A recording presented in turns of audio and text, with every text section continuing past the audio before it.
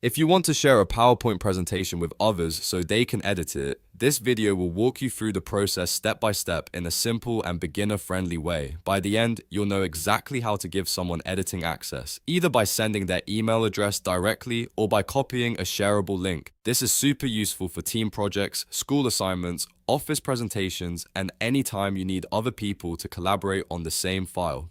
If this tutorial helps you, make sure to hit that like button and subscribe for more easy software guides like this.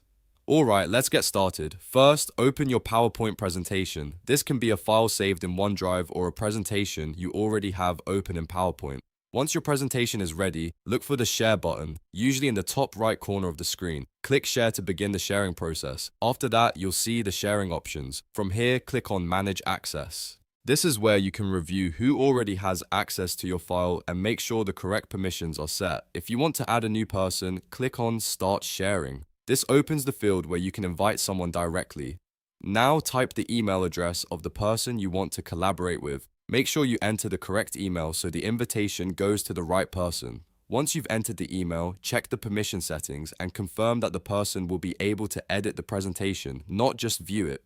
If needed, adjust the permissions so they have editing access. This is the key step if you want them to make changes, add slides, or work on the content with you. If you don't want to send a direct email invitation, you can also click Copy Link. This creates a shareable link that you can send through email, chat, or any messaging app. Just remember to check the link settings first and make sure the link allows editing, not viewing only.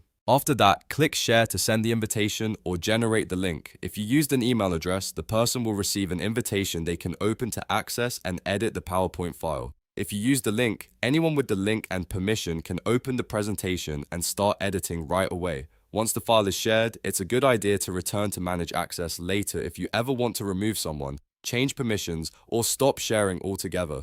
That way, you stay in full control of your presentation. And that's it. Now you know how to share a PowerPoint presentation with others so they can edit it. If this tutorial helped, please like the video and subscribe for more quick and useful tech tutorials. Thanks for watching, and I'll see you in the next one.